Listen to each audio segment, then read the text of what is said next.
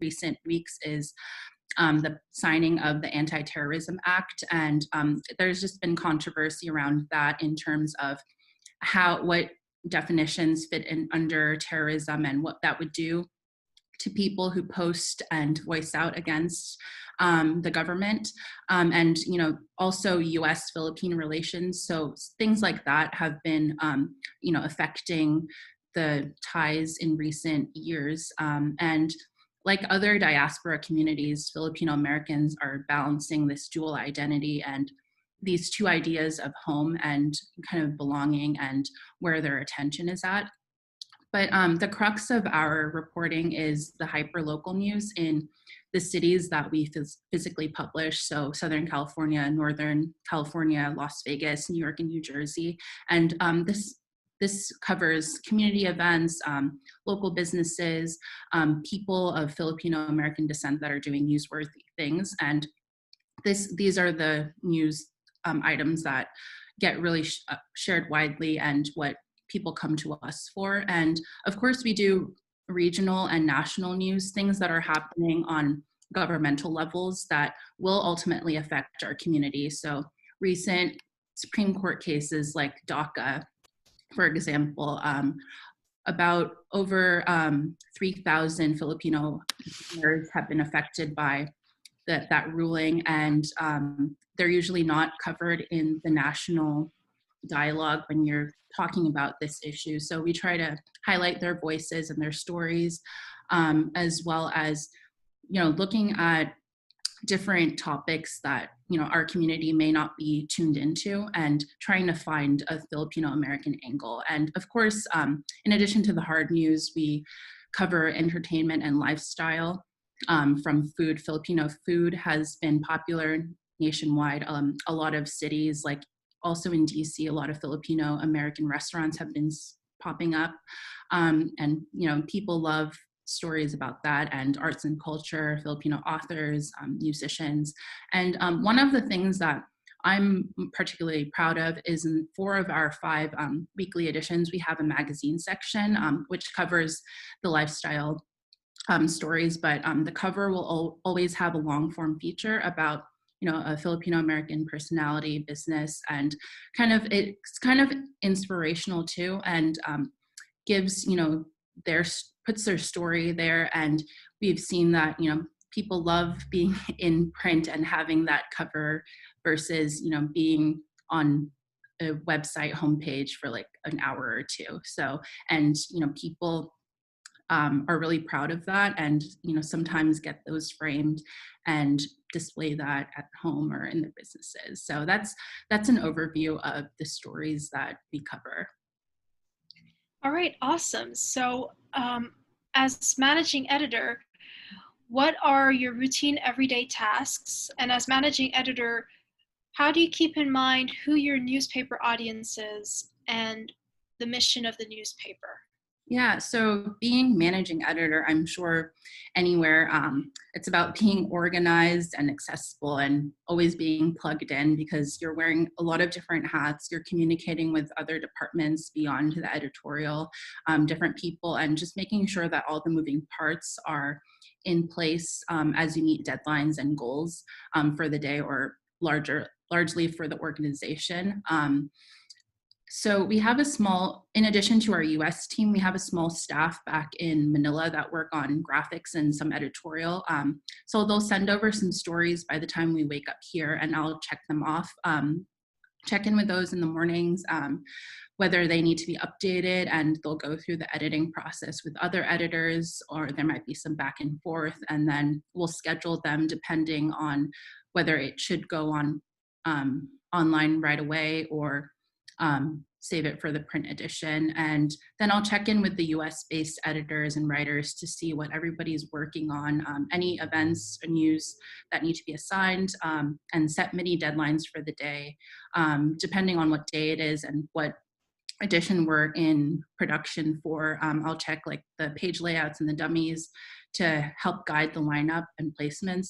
But I'm grateful that we have another editor that is more savvy on graphic design, and make sure that the articles make sense as to where they are and how they're laid out. And of course, being part of a small team and organization has its benefits because communication and check-ins are key, and don't feel isolated. You know what other departments are working on. So it's also important to collaborate with the sales and marketing team to see what they're working on. And sometimes they have like branded content, and just seeing how that fits into the overall like real news coverage. And of course, the social media posts that get scheduled out through the day, I just make sure that I'll check in and see that they're okay, that they posted correctly, and what kinds of conversations people are having under them.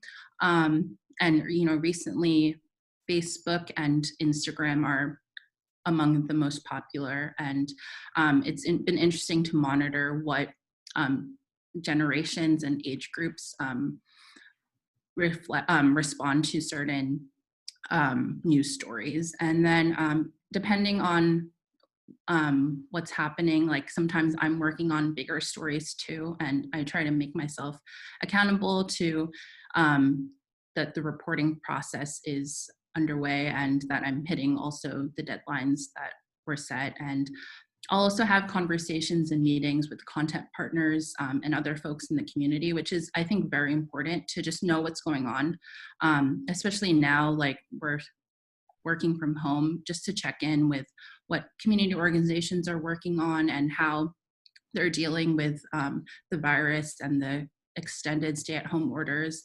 And that also helps with our planning. And now that we're heading into the fall and winter, just revising our editorial content and any holiday specials that we'll have in November and December, and just making sure that things are starting to get assigned for that. And by the late afternoon, we'll receive draft layouts for the particular edition that's going to print that day, and they'll undergo copy editing, proofing, and ensure that everything is good to go before they go to ad placements and then ultimately sent to the printer by the latest 7 o'clock. But and then before I I think balance is also very key for our team, just because we're small and we don't want to burn out.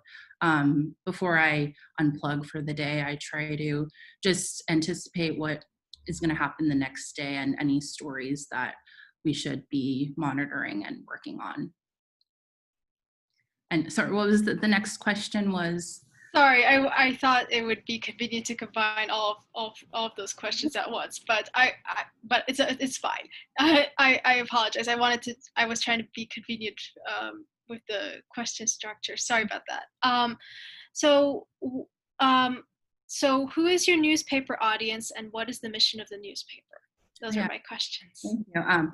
So since 1991, Asian Journal has catered primarily to the Filipino-American population, starting off with those newly arrived immigrants or folks that are settling here in the US, and then we've expanded to different cities that Selma mentioned. I think it's been important for us to really reflect and how our population has grown, and as with that, the diversity of thoughts, and the delivery of news and topics has to reflect the changing demands and needs of our community, and trying to reach out to also second and third generation Filipino Americans like myself who were born here, but still have, that connection to want to learn about their heritage and culture. And, we really value feedback, comments, and leads from our community because that it really shows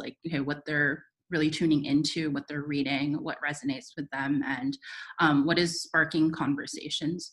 So I would say that primarily the Filipino-American community, but our website and print edition is in English, or we'll have translations if things are in Tagalog. So it's accessible to anyone who is curious to know about what's happening in our community, what Filipino Americans care about. And I think that's equally important too. All right. So, how common is it for how common is it for news for niche audiences like the kind that your newspaper caters to? How common are they? The kind that focus on the demographic that you're aiming for. And do you think that there is enough coverage? Oh, definitely. I think 2020 has been such a special year, to put it mildly.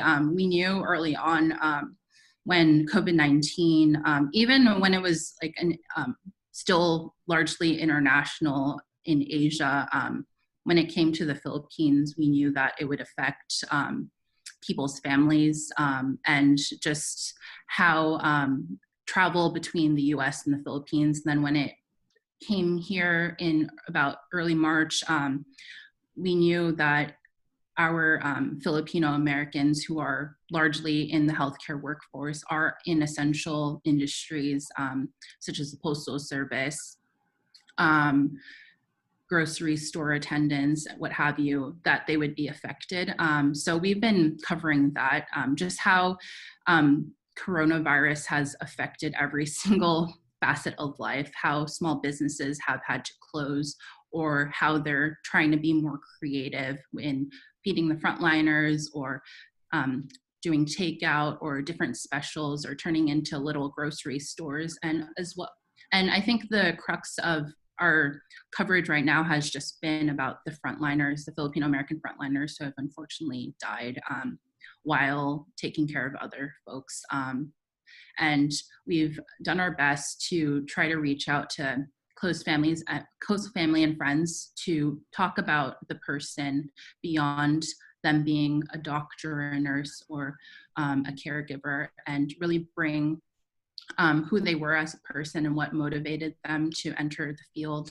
And I think, yeah, there's always something going on. And we also try to, of course, uphold standards as to what we cover, and what is particularly newsworthy and important at the moment. And there has to be an angle, not just because somebody is of Filipino ancestry, but like, what is it? And, you know, I mentioned that the stories of success and pride do particularly well, those kinds of features. But I think it's really important for us to take a critical look into issues that the community may not like publicly want to talk about or are covering, whether it's, you know, the undocumented immigrant population, domestic violence, lack of access to services, and right now, like racism.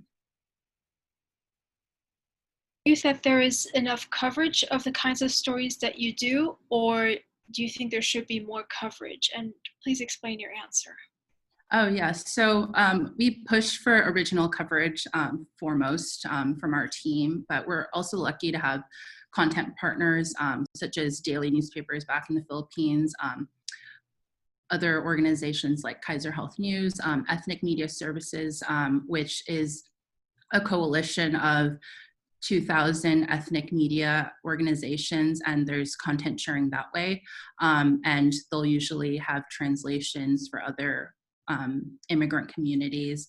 And yeah, I think right now also, like with the COVID-19, we're also looking at the census, since deadlines have been pushed back, and it's such still, you know, the benefits of the census and the importance of it, like we've been, you know, honing down on that, but there's still like some hesitation in our community, especially when things are coming out of the administration about, you know, who deserves to be counted. I think it's sent some chilling effect to immigrant communities like ours. So we're trying to do stories about how answering the census really helps bring back those services to the communities and get their fair share of representation. And of course, we're for like less than 4 months until the election, so we're covering, you know, what issues that Filipino Americans care about, and whether the two major candidates are reaching out, or if not, to our communities. All right. So, can you talk a bit about your journalism education and training, and what groups and associations you are a member of? So I'm So jealous that you're back in DC. I spent a few years there when I was going to GW, their School of Media and Public Affairs. I graduated with a BA in political communication, and it's such a great program and school because, of course, you have the basic journalism classes and skill sets, but it also fuses political science and communication.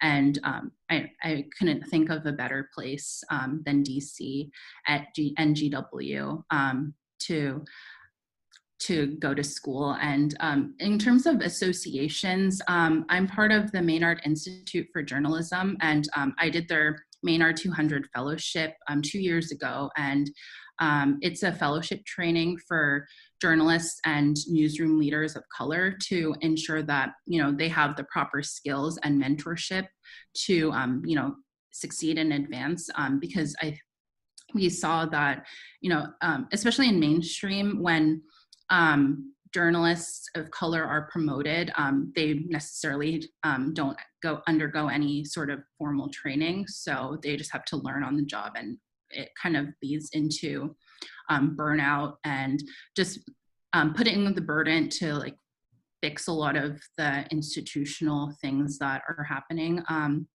So it was a great, to be part of that immersive program, and it still has, helped me 2 years later to have that network and access to other newsroom leaders and journalists of color throughout the country. And now that everything's virtual, the Maynard Institute has been doing some great conversations like this and programs online that can be accessed. And I'm also right now going through Take the Lead's 50 Women Can in Journalism cohort, and it's another leadership program of 50 women across the country representing various news outlets. And, we have sessions about, really honing in on communication skills and power and, strategically thinking about where we want to be in our careers, as well as how to advance women leadership in, the news industry, which is still male and white dominated, and also how women issues are reported on. And of course, I mentioned ethnic media services. It used to be called New American Media. So, and all the ethnic media organizations help advocate for investments into ethnic media and news content, and they have a lot of great programming. And right now, I've appreciated their work because since we can't really go out onto the field, they've weekly done press briefings with different experts, and it's helped news organizations like us get some sort of coverage and things to write about. Wonderful. So how are current events, especially COVID-19, influencing xenophobia and racism towards Asians and Asian Americans, including the members of the Filipino and Filipino-American communities? Yeah, so, when coronavirus was started to be reported on, even when it was just in China, January, early February, there was already this brewing, finger pointing and fear back here in the US, especially with the Chinese American community. Early on, we heard stories of them reporting business downturn or these verbal attacks, anti-Asian sentiments. And then I think when the coronavirus broke out here by March, there was just, it wasn't just the Chinese American community, folks that had directed their anger towards anybody who looked of Asian descent, and that includes the Filipino-American community. And, we've seen just how words are mattering, and the effects that words like the Chinese virus or the Kung flu have, continue to paint Asians as others and foreigners. And I think mainstream has been covering this, just the attacks, but it's also important to show the context, like the racism, microaggressions that, they've been around for 20th century, and as early as when Asians started coming to this country, but you have a triggering event like COVID-19 to show that, these issues are still coming up to the surface. And,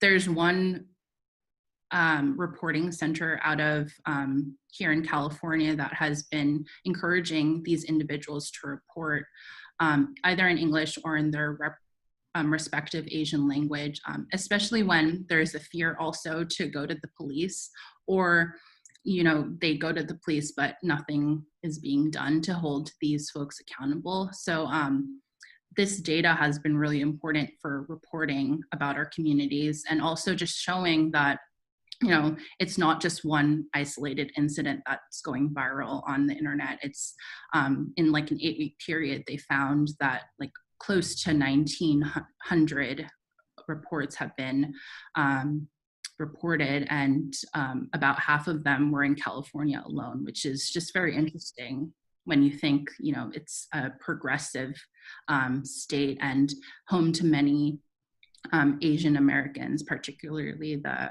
Chinese and Filipino communities. So I think for us, we've been trying to cover how it's affected the Filipino-American community. There have been very big incidences of Filipino-Americans being targeted. And you want me to go into them in particular, or? I mean, maybe give maybe 1 to 3 examples. Oh yeah, sure.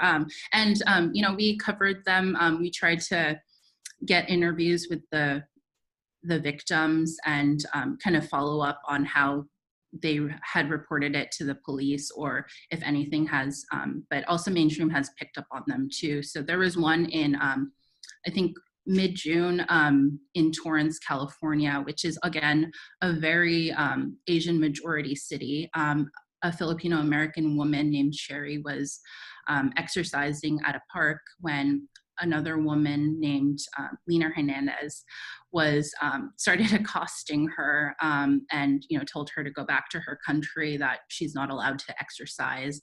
And so that went viral. And then another video from that same morning went viral when the same woman started berating a Japanese American man in front of his son and really mocking a Chinese accent. And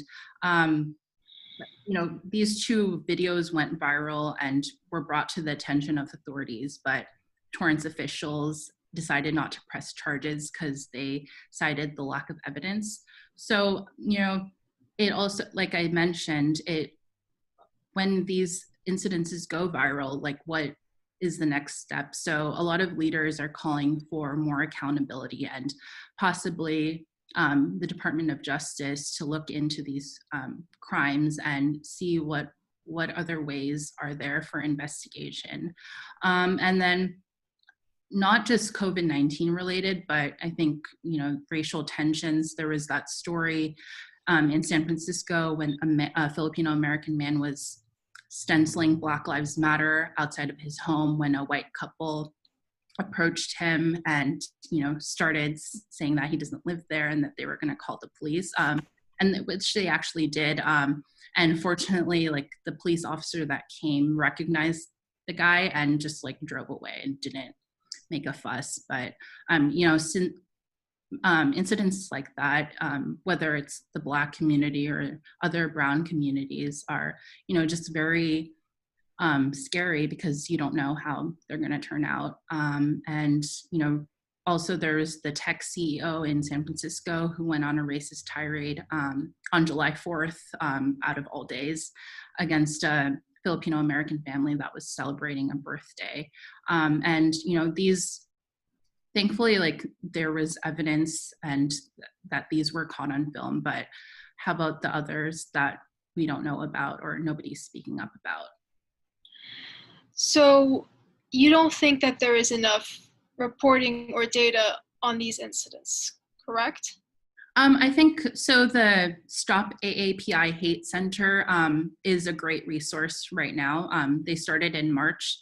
So there is that data that we can all point to as journalists to show that, okay, this is, that there are numbers behind how, xenophobia and just this stigma around COVID-19 has been affecting how people perceive Asian Americans. So there are those numbers that I think are really great. And when you look into their reporting, they also break it down in terms of like location and the kinds of incidences. So verbal harassment continues to be the leading one, but others will be like business downturn or just shunning, like, trying to move away from a person of their Asian descent. Okay, so my re- so I was wondering if you could answer what the relationship between the Filipino-American community is with the Philippines, and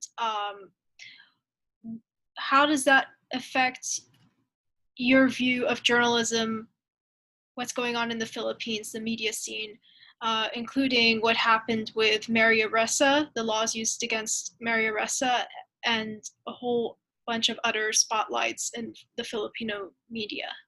Yeah, so again, Filipinos here in the US largely still have ties back to the Philippines. It's a country that relies on its overseas population and remittances. So it's very common for folks to be supporting families back or going back frequently. So there's, still plugged in.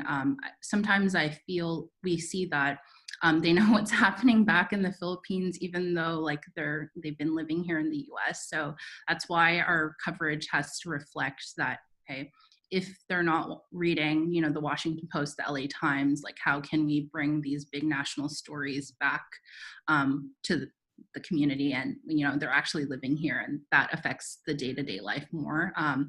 So yeah, and we're seeing that even though like our base readership has been this immigrant older population, we're also seeing second generation Filipino Americans who are born here want a connection with their heritage and roots and their culture, and kind of trying to learn about where their ancestors came from. So we also try to reach out to that community largely online. And it's also important to cover these younger voices and just see like how their experience as well. So yeah, social media and our online website has helped bridge that divide, since a lot of younger people don't read newspapers, and that also motivates us to be creative in how we deliver our news and package the stories. If something doesn't fit in print, like how can we turn it into a Facebook post or put it into an Instagram post?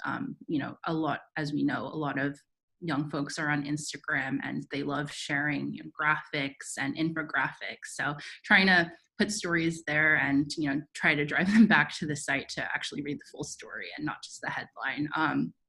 But yeah, Maria Ressa, I'm actually talking to her next week because she has a documentary out about her work, and it's called 1,000 Cuts, and I think PBS is going to start airing it soon.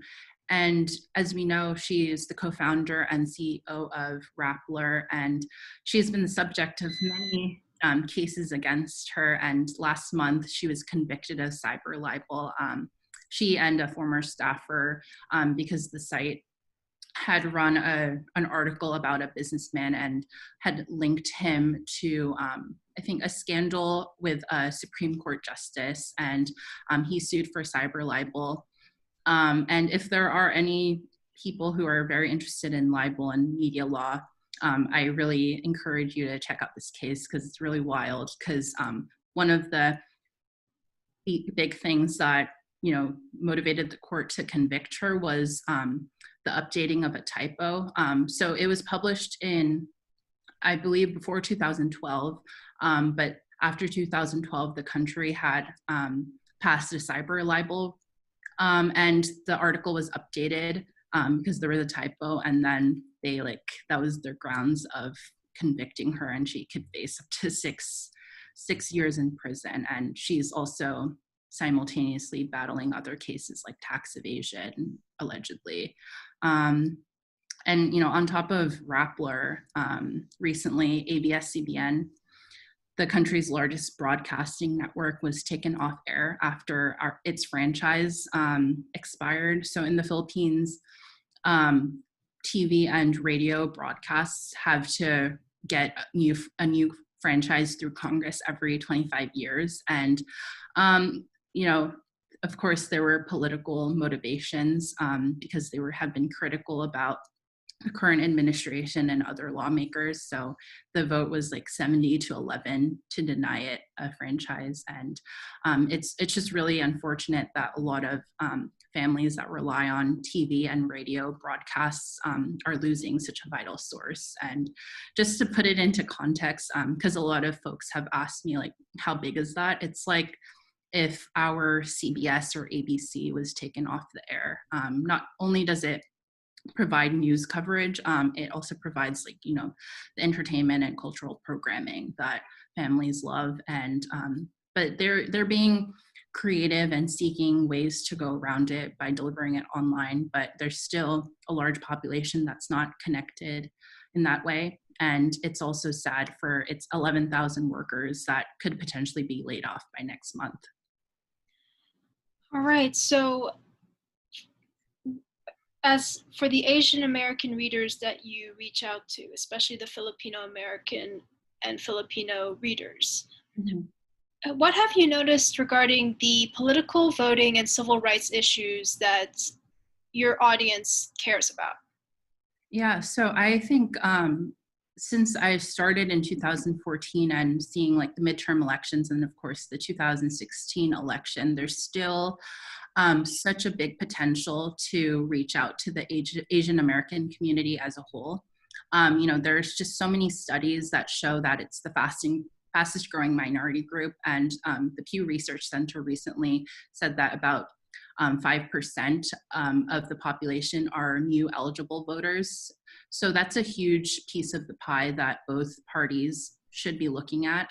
And again, we also call for disaggregation of data because there's a tendency to clump all Asian American groups together, but the subgroups may have different interests and issues that they care about. But I think one of the things has just been political outreach and just representation and how their voices and their communities are being reflected on the local and national level, and whether once they vote somebody into office, whether they'll help advance their interests. But I think for the Filipino-American community, it's been immigration, visa wait times. There are still families waiting from visa petitions from the 90s, the undocumented population, and having that pathway to citizenship. And of course, recently, the H-1B visas and the J-1 visas that a lot of the Filipinos trying to come here look to as opportunities. Healthcare, again, a lot of them work in the healthcare industry or are owners and operators of nursing facilities and care homes, and how the current administration or the future administration's policies will affect their way of life, and also the health disparities. I think just finding the data around how different cancers affect and what kinds of policies that and access to care and coverage continues to be a big thing in our community. And I think also financial stability and economy and just the uncertainty around how long this virus will continue to affect daily life continues to be a thing, because a lot of our community are small business owners or have been laid off. So I think going into in the coming months, they'll definitely be tuning into what the candidates have to say. Sounds good. Thank you for sharing that with me. So before I turn to the Q&A for our audience to ask you questions, and remember, for the audience members, please use the Q&A button that is on the second to right corner of your screen at the bottom. How can journalists do a better job when it comes to news coverage? Well, as when talking about covering underserved or minority communities, definitely spend more time in these communities, getting to know who the key players are, who's who, really what the issues are, and seeking the experts and a network of sources, not just parachuting and doing a topical story and then leaving and forgetting about them. Just really understanding the perspectives of the people, especially even in our work, we find that a lot of Filipino-Americans are not used to being interviewed and kind of building that trust and being recognized, and or they might have like bad experiences with how reporters have treated them or whatever happens to the reporting after. So I think this really makes for stronger reporting and more authentic storytelling. And it can also lead to more story ideas for your publications. And yeah, I think being more empathetic, especially right now.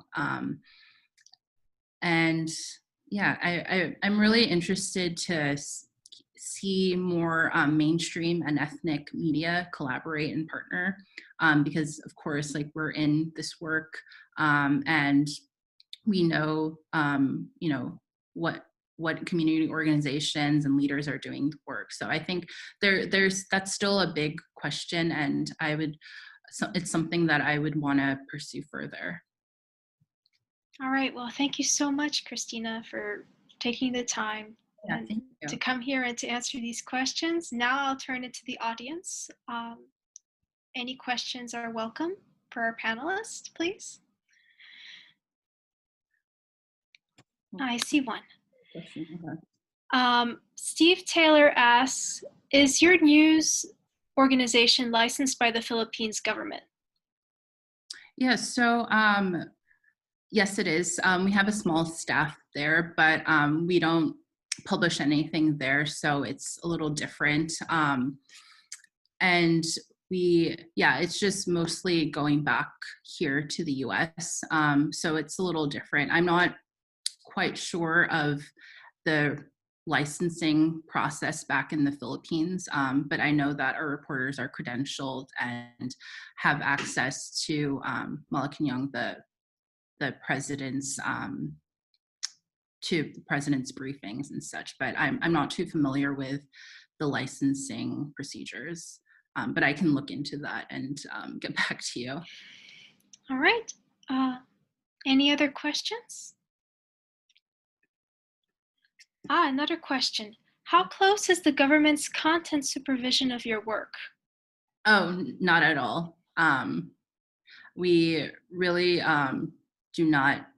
It's different. I'm also curious to know how it works for like the Chinese American publications, because I know that they largely have ties, but you know, we are independent and US based. So, you know, the Philippine government does not have anything to do with our monitoring and reporting.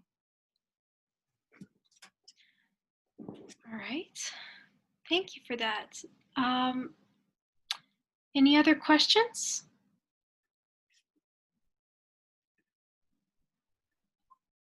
Okay. Looks like I don't see any other questions coming up. In the chat, should I do it in the chat? I'll leave my email address just in case that if folks want to connect further or if they have any other questions, feel free to reach out. And yeah, I'd like to hear more about the folks who have tuned in today and hear about their work and how we can help if you are considering reporting on Filipino-American or Asian American communities. Thank you so much, Christina. I really appreciate you Yeah, taking the time and and dedication to talking about these issues and answering our questions. Just so the audience knows, again, this session is being recorded, and this event has been sponsored by SPJ DC, and I look forward to having another event sponsored by SPJ DC in the future, and I hope you'll attend again. Thank you so much. thank you. Have a good day, everyone. Thank you. You too.